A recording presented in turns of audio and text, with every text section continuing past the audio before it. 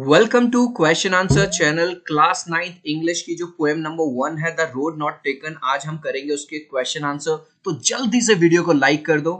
I hope आपने video को like कर दिया और अभी तक मेरे भाई चैनल को सब्सक्राइब नहीं किया तो जल्दी से सब्सक्राइब कर दो। सो क्वेश्चन नंबर 1 है where does the traveller find himself. जो ट्रेवलर है यानी कि जो पोएट है वो अपने आप को कहां पे पाता है। What problem does he face, और वो क्या प्रॉब्लम फेस करता है। तो इसका आंसर समझाने के लिए मैंने आपके लिए यहाँ एक फिगर बनाया है। तो वो अपने आप को इस पॉइंट पे मिलता है। अब वो ये प्रॉब्लम फेस करता है कि यार मैं इधर जाऊं या मैं इधर जाऊं। ठीक है, तो यही बात हमें लिखनी है। The traveller finds himself at a point where two roads diverse. देख रहे हो, वो अपने आप को एक ऐसे पॉइंट पे पाता है जहां पे टू रोड्स डाइवर्ज करते हैं। जैसे यहाँ पे ये डाइवर्ज हो रहे हैं ना। अब what problem does he face, क्या प्रॉब्लम वो फेस करता है। His problem is to decide on which road he should walk. उसकी प्रॉब्लम ये है कि यार अब वो इस रोड पे जाए या फिर वो इस रोड पे जाए। Question number 2। क्वेश्चन नंबर 2 के अंदर चिल्ड्रन बहुत सारे क्वेश्चन हैं छोटे छोटे, जैसे discuss what these phrases mean to you. इन फ्रेजेस का क्या मतलब है। तो सबसे पहला क्वेश्चन है अ येलो वुड। तो येलो वुड का मतलब क्या है। A forest in the autumn season, पतझड़ के मौसम वाला फॉरेस्ट, जो कि हमने यहाँ पे देखा था। दिखा देता हूं आपको, देख लो पतझड़ के मौसम में ये सब पीली पीली सी पत्तियां हो जाती हैं।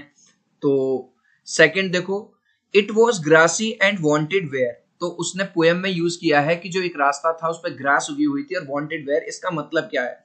इसका मतलब है the roads was grassy. Road के ऊपर बहुत ज्यादा घास उगी हुई थी। Because it was a less travelled road.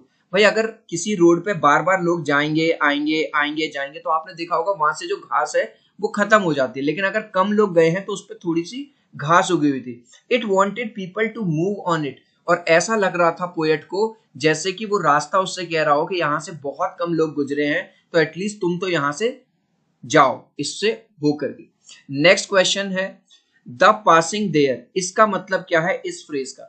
The passing there का मतलब है it means walking on the road. तो वो रोड कह रही है कि मेरे से ऊपर से होके जाओ।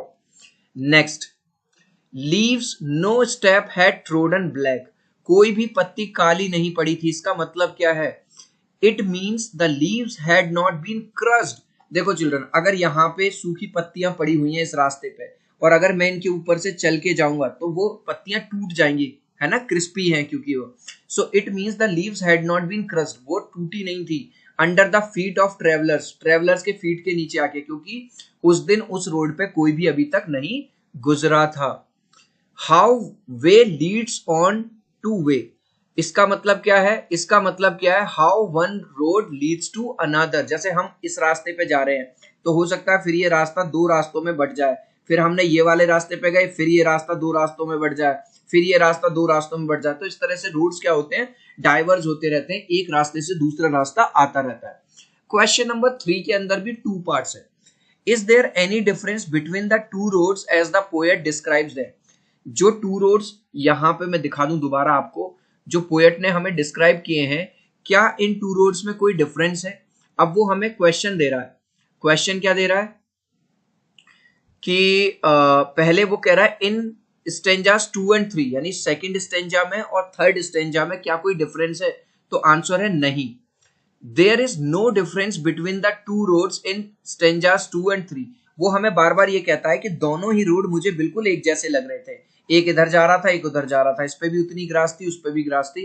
तो पहले वाले का आंसर तो हमने दे दिया, there is no difference between the two roads in stanzas. केवल हमने एक वर्ड जोड़ा है children, no, there is no difference. ठीक है, इसी के अंदर अगर आप देखो जो सेकेंड पार्ट है, in the last 2 lines of the poem, क्या टू लास्ट की जो 2 लाइन्स है उसमें कोई डिफरेंस वो बताता है।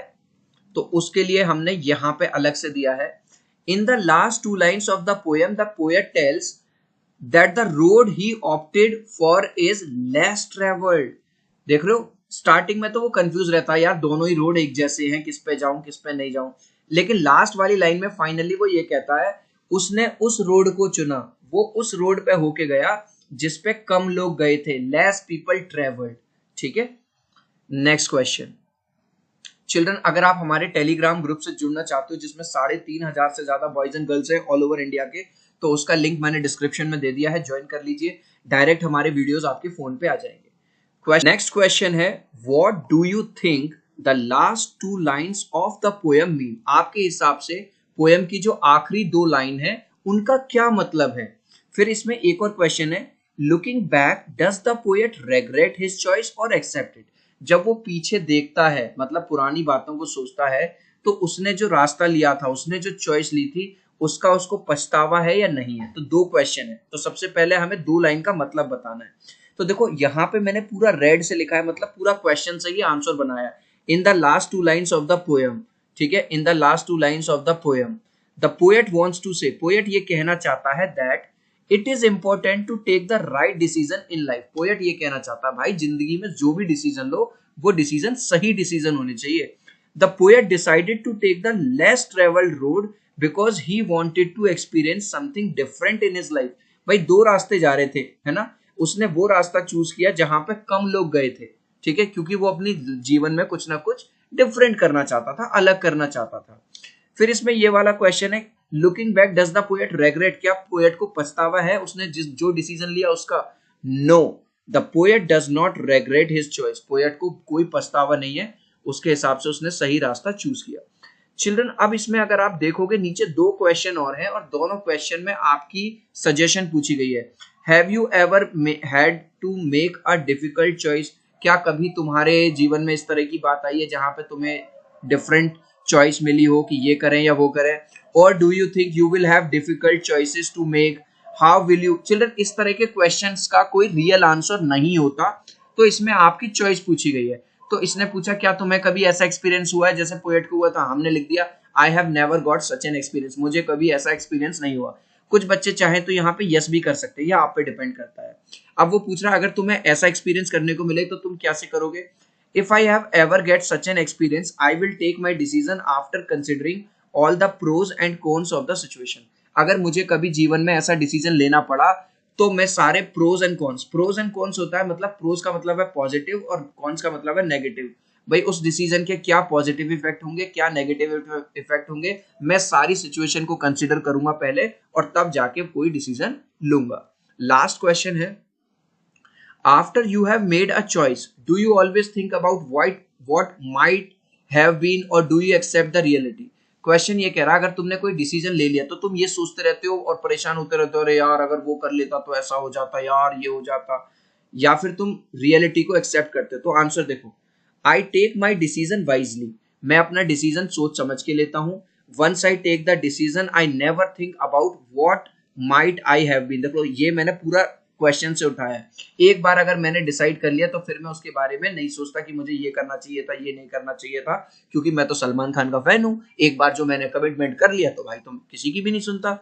और फिर ये पूछ रहा और do you accept the reality? क्या तुम रियलिटी एक्सेप्ट करते हो? Yes, I always accept the reality. Children, इस लास्ट क्वेश्चन का आंसर आप लोग मुझे दोगे कमेंट सेक्शन में, देखता हूं कितने बच्चे राइट आंसर देते हैं।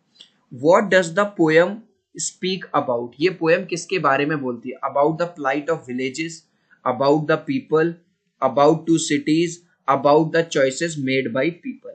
तो आपको आपका आंसर देना है कमेंट सेक्शन में। आप लिख देना ए है आपका आंसर, बी है, सी है या डी है। आई होप मेरा ये छोटा सा वीडियो आपको बहुत अच्छा लगा होगा, मैंने बहुत मेहनत की है।